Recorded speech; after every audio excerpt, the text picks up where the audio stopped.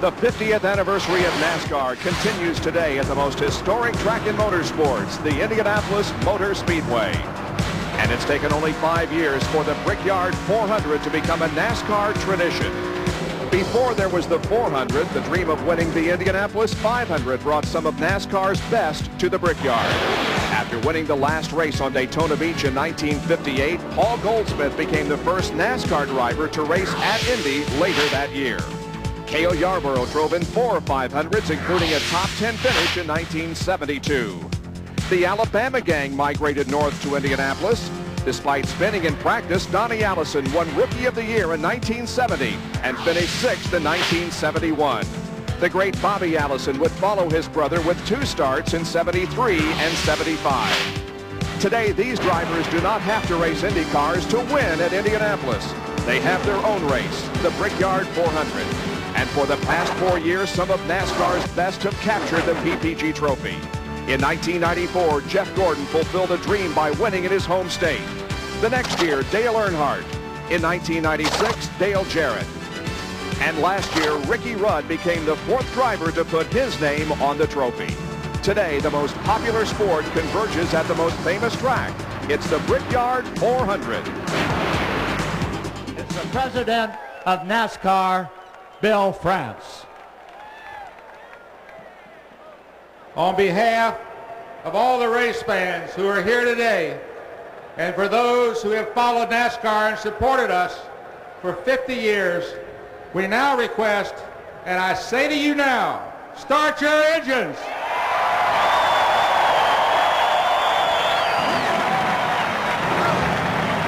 Bill France with that familiar charge, repeating the good news from yesterday's accident victim. Engines getting warmed up on the grid. Let's take a look at the starting lineup. The pole sitter is Ernie Irvan in the Skittles Pontiac, qualifying at a new track record, 179.394, alongside the 3rd winner of the Brickyard 400, Dale Jarrett in the Quality Care Service Ford Credit Ford. In the 2nd row, it'll be Jeff Gordon, the inaugural winner, and Kenny Irwin Jr., the hometown favorite. Row number 3, Jeff Green with his best start of 1998 and Ricky Craven back from injuries. In the 4th row, it'll be Mark Martin. Many think he can win the race, and Terry Labonte, a 2-time NASCAR champion. John Andretti raced many years here in the Indianapolis 500. Bobby Labonte finished 2nd here last year. Sterling Marlin starts in the 11th position inside row number 6 alongside Jeremy Mayfield, who led points for a while. Jeff Bodine didn't make the race last year, and Rusty Wallace alongside of him in the 7th row. Row number 8, a rookie, Buckshot Jones. Mike Skinner flanks him in the 8th row. Joe Nemechek starts in 17th spot in the Bell South Chevrolet, and then Dick Trickle. The 10th row consists of Ken Schrader in the Skoll Chevrolet and Robert Presley in car 77. In row 11, Jimmy Spencer and Wally Dallenbach his 2nd ride in the 13 car. In row 12 this afternoon, Kenny Wallace, Square D Ford, and Bobby Hamilton. In row 13, Steve Park, his 1st race back from injuries, and Steve Grissom. In row 14, Ricky Rudd, the defending champion of the Brickyard 400, and Dale Earnhardt, 7-time Winston Cup champion. In row 15, Michael Waltrip and Ward Burton. In row 16, Rich Bickle and Dave Marcus. Back in row 17, we find Kyle Petty and Jeff Burton. In row 18, Chad Little and Morgan Shepherd. Row 19, 1989 champion Bill Elliott and Ted Musgrave. In row 20, Johnny Benson Jr. and Brett Bodine. In the 21st row, Jerry Nadeau and Rick Mast, and Darrell Waltrip will start 43rd here this afternoon. The pace car comes off corner number 4. It makes the hard left to pit road. Now the field is in command of Ernie Irvan, the pole sitter for the 5th Brickyard 400. And the race is on.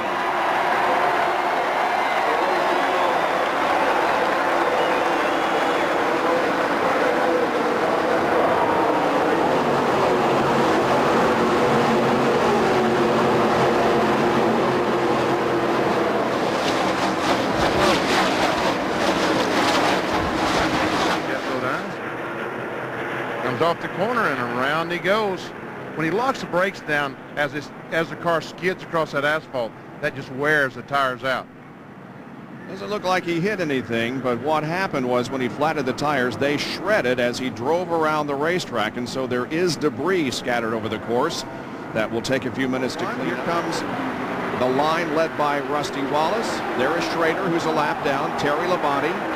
Oh, and Jeremy Mayfield is into the wall. And his pursuit of Gordon ends tragically. Heavy damage to the front end of the number 12 Mobil 1. Take a look at what happened. Came off the corner, and it's like the right front. He did exactly the same thing. I guess that's the third corner. That's turn one. That's turn one there. Turn one. Benny, despite the adjustments they made on Jeremy Mayfield's car, they were continuing to be worried about problems with that right front. We showed you how quickly they could scuff off the rubber. That may be exactly what the problem is. Now they're going to call Mayfield into the garage and make the repairs there. That's exactly what it looks like happened, Jack, that the right front tire goes flat because looking at the interval between first, Jeff Gordon, and third, Mark Martin, it's just about stabilized at a 2.8 or 2.9 seconds. But boy, this battle up front is getting good. Dale Jarrett trying to get to the inside, off the corner, onto the short chute. He's going to take the lead. Dale Jarrett has it.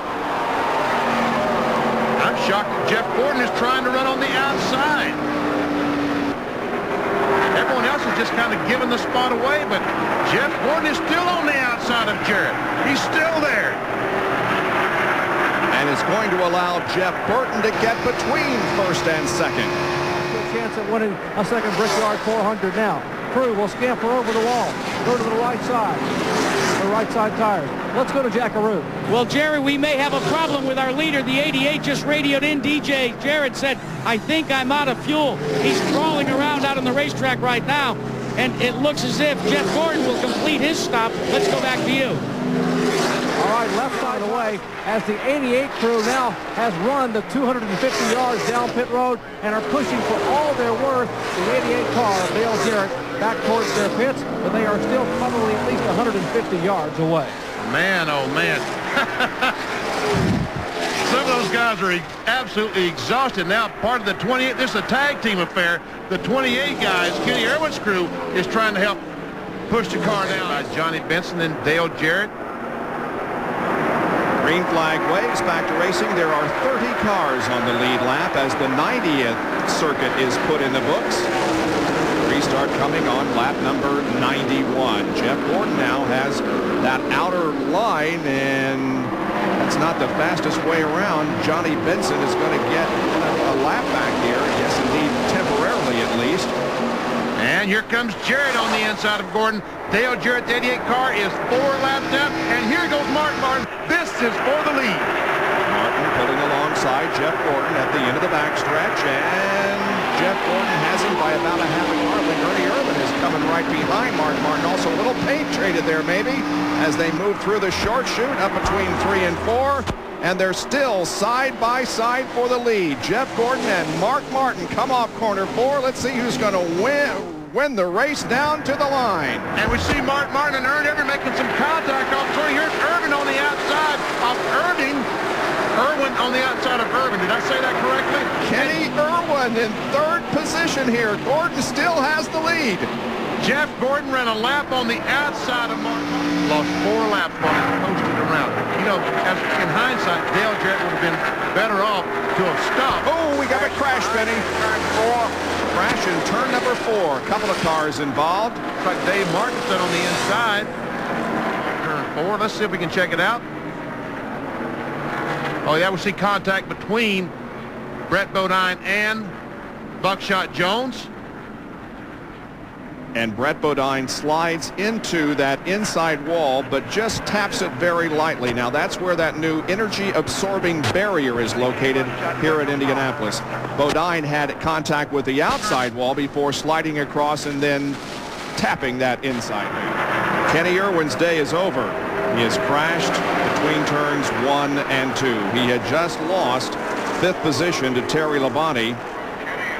And Dale Earnhardt was right behind him, got into the outside wall, sliding to a stop in the middle of turn number 2. His problem started over in turn 1, and he stopped over in turn 2. Let's see if we can see from the blimp. There we see the 5 car going in the corner.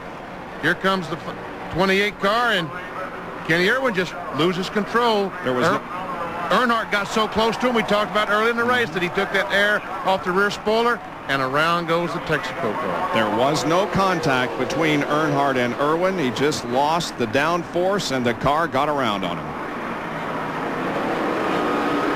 Scatters some photographers right here. Watch those guys run. I don't blame him. And from another angle, we see it once again. Boy, he had a great run going. Had been in the top 5 most of the day.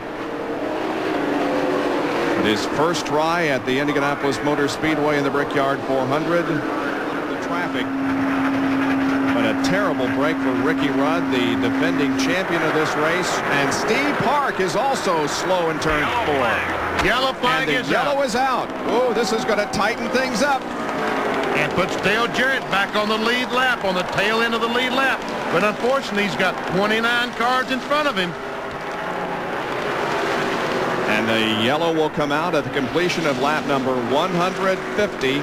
10 laps to go in the Brickyard 400. Miles per hour that lap, even considering having to restart.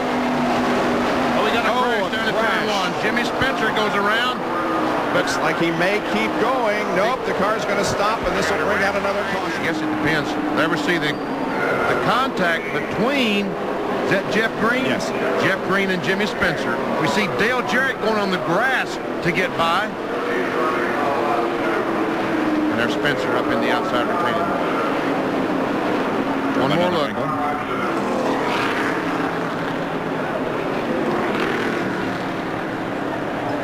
And look at Jarrett go right by that wreck. By the way, Jarrett has moved up to 18th position now. They can get to the checkered line, checkered flag first. Green flag waves, back to racing for 3 laps at the Brick. Oh, and a crash up in the straightaway, and this may end things. Several cars involved in an incident before crossing the start-finish line. But the problem is, Bob, there's a car sitting there, and they've got to. Now Nemechek is moving. I thought they was going to have to drive through a car sitting on the racetrack because they're racing back to the line. The first one back wins. The caution flag is out, but remember, they race back to the caution in NASCAR Winston Cup competition. And so Jeff Gordon is going to have to make sure that he keeps Mark Martin and Bobby Labonte behind him. Here they come off of corner number 4. And Ricky Rudd's car is very badly damaged as the caution is out, and Jeff Gordon will cross the line first to complete lap 158. 2 to go, and that could have been it for the racetrack. Here's what happened as the green was coming out. And we see that someone just ran right in the back of, we saw the back of Jeff Green's car jump up in the air. He was hit by Joe Nemechek, but there could have been contact before that. In any case, it littered the straightaway with wrecked race cars. With it looks like Ricky Rudd coming out on the short end of everything. From Ricky Rudd and see what happened. You see what's going to cause all the damage to Rudd's car. Oh, I see it was Robert Presley's car. Has them in tow coming off corner number 4. They're coming down the straightaway right now. And just to make it absolutely official, at 65 miles an hour behind the pace car, Jeff Gordon wins the 1998 Brickyard 400. And the Noble 5 $1 million bonus. We will be back to talk with Jeff Gordon in just a few moments.